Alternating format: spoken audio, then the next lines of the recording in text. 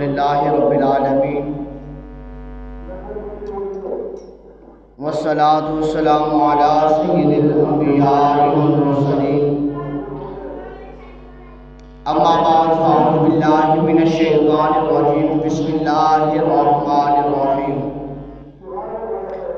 اللہ وحدہ لا شریک اپنے عظمت والے قرآن میں ارشاد فرماتا ہے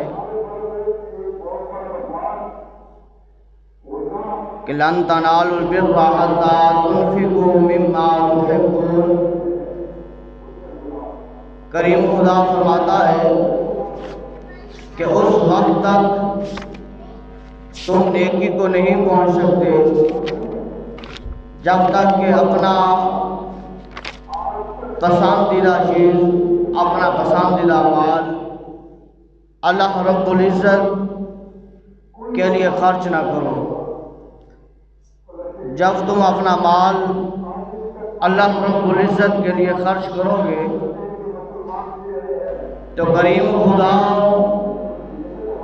اس پر نیکیاں بھی عطا فرمائے گا،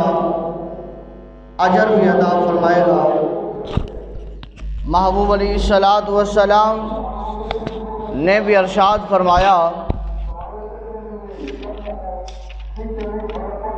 عن ابی ہریرہ قال قال رسول اللہ صلی اللہ علیہ وسلم من تصدق بعدل تمرۃ من کسب طیب ولا يقبل اللہ الا الطیب فإن اللہ یتقبلها بیمینہ ثم یربیها لصاحبها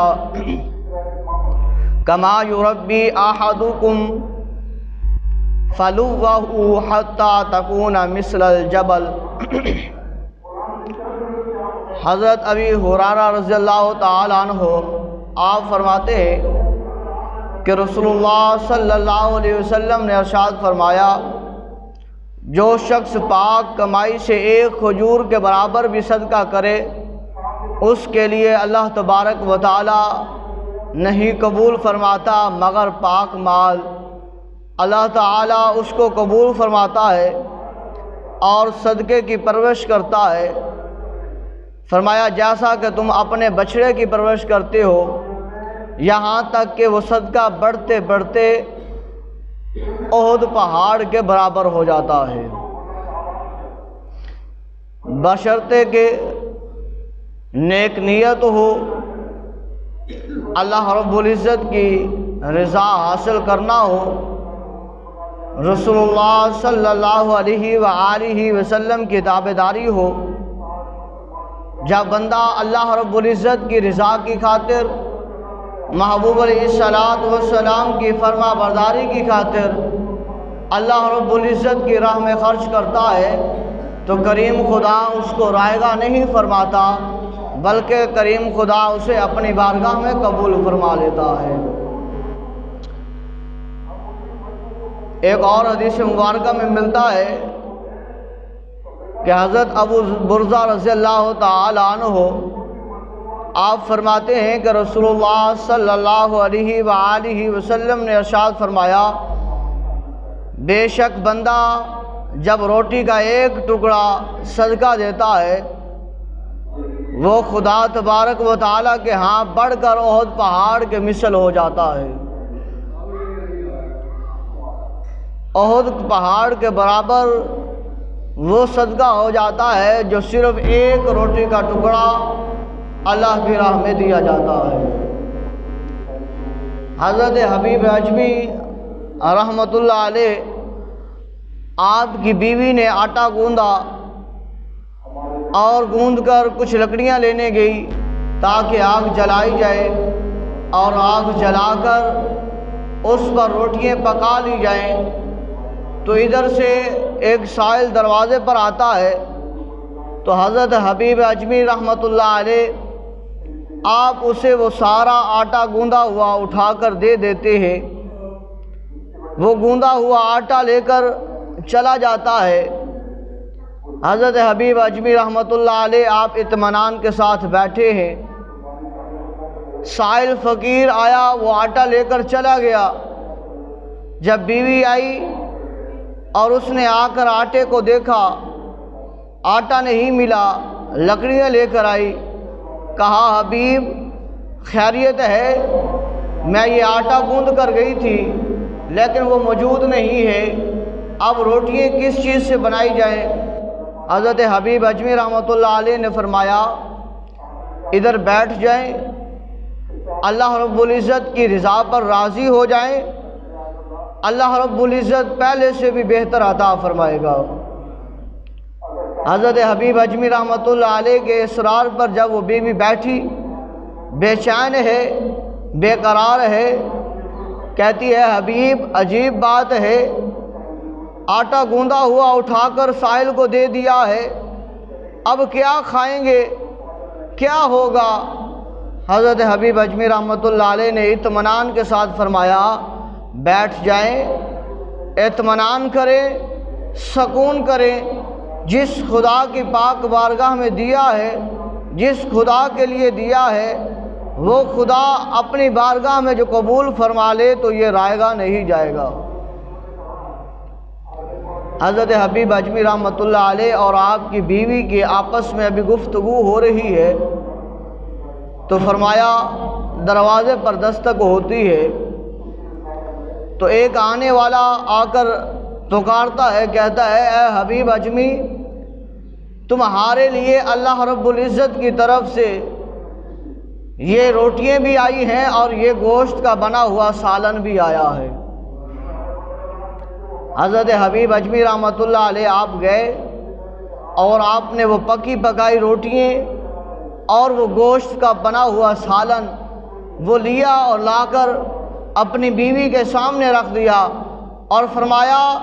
کہ بھلا ہو تیرا، دیکھ تو صحیح کہ جب اللہ کی راہ میں مال دیا جاتا ہے،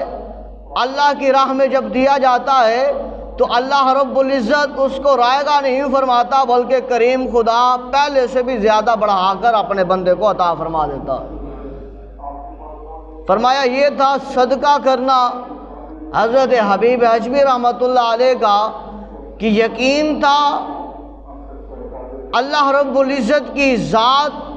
محبوب علیہ الصلاۃ والسلام کی ذات پر کہ اللہ رب العزت نے جو فرمایا، محبوب علیہ الصلاۃ والسلام نے جو فرمایا ہے وہ حق ہے، وہ سچ ہے، وہ ہو کر رہے گا۔ اور ہوا بھی ایسے، ایک گوندا ہوا آٹا کہاں اور پکی پکائی روٹیاں کہاں، ایک گوندا ہوا آٹا کہاں اور ساتھ بنا ہوا پکا ہوا بھنا ہوا گوشت کا سالن کہاں؟ تو فرمایا دراصل جب دینے والے کا یقین خدا پر ہوتا ہے، جب دینے والے کا یقین رسول اللہ صلی اللہ علیہ وسلم کے فرمان پر ہوتا ہے تو پھر اللہ رب العزت ان کو ایسے عطا فرماتا ہے، ایسے عطا فرماتا ہے، اور اس بندے کا وہاں پر وہم و گمان نہیں ہوتا کہ یہاں سے بھی اللہ رب العزت مجھے رزق عطا فرمائے گا، بشرطے کہ اللہ رب العزت کی ذات پر ایمان کامل ہونا چاہیے۔ یہ نہ ہو کہ ہم خدائے لم یزل کے لیے وہ چیز دیں جو ہمیں ناپسند ہو اور ہمارا ارادہ ہو کہ ہمیں بہتر ملے گا، ہمیں اعلیٰ ملے گا، ہمیں افضل ملے گا، تو یہ غلط ہے۔ ایک شخص چلتا اپنے جو ہے وہ ولی کامل کے پاس چلا جاتا ہے، اپنے مشائخ کے پاس جاتا ہے اور جا کر کہتا ہے حضور میں نے آپ کی خدمت کی ہے، میں نے آپ کا لنگر کھایا ہے، ٹکڑے کھائے ہیں، آپ کی صحبت میں بڑی دیر رہا ہوں، لہذا حضور اب میری خواہش ہے کہ اب آپ مجھے یہ ولایت کا حصہ مجھے بھی عنایت فرمائیں تاکہ میں بھی اپنی مسند پر جا کر بیٹھ کر لوگوں کو دم کروں، لوگوں کو اللہ کی طرف بلاؤں، لوگوں کو ہدایت کے راستے پر چلاؤں، لوگوں کو جنت کی طرف بلاؤں اور لوگوں کو جہنم سے بچاؤں، اور مجھے آپ یہ تحفہ دیں تاکہ مجھے اللہ کا قرب حاصل ہو اور میں بھی ایک ولایت کے منصب پر آ جاؤں۔ فرمایا جاتا ہے کہ ولی کامل نے اس کے دل کی طرف نگاہ ڈالی۔ جب ولی کامل نے دیکھا اس کے دل کی طرف تو نظر آیا کہ اس کے دل میں دنیا کی محبت ہے، اس کے دل میں دنیا کا پیار ہے، اس کے دل میں دنیا کی لالچ ہے، اس کے دل میں دنیا کا مال جو ہے وہ اکٹھا کرنے کا حرص موجود ہے۔ تو لہٰذا یہ بندہ اس قابل نہیں ہے کہ اس کے دل میں اللہ کی محبت آ جائے، اللہ کا قرب اسے حاصل ہو جائے۔ یہ بندہ اپنے ہاتھ اٹھائے اور اللہ اس کی دعا کو قبول فرما لے۔ یہ بندہ اپنی نگاہ اٹھائے تو اللہ رب العزت کے اس کے اوپر کرم نوازی فرما دے۔ فرمایا اس ولی کامل نے دیکھا، اس کے دل کو پرکھا، فرمایا وہ اس قابل ہی نہیں ہے کہ اس کے اوپر اتنی کرم نوازی کی جائے۔ پر ہوتا کیا ہے کہ وہ بندہ، وہ مرید بار بار عرض کرتا ہے کہ حضور آپ مجھے اجازت تو دیجئے تاکہ میں اللہ رب العزت کی بندگی بھی کرتا رہوں اور لوگوں کو دعوت توحید بھی دیتا رہوں اور لوگوں کو صراط مستقیم پر چلنے کی ترغیب بھی دیتا رہوں۔ بلند آواز سے ایک مرتبہ کہہ دیجیے سبحان اللہ۔ اب ہمارے جامعہ نیتیہ کے صاحبزادہ عزیز الرحمن مجددی دامت برکاتہم العالیہ آپ تشریف لے آئے ہیں۔ اللہ رب العزت ان کے قدم با قدم خیریت عطا فرمائے۔ کریم خدا ان کا سایہ اہل سنت پر تا دیر اور قائم دائم فرمائے۔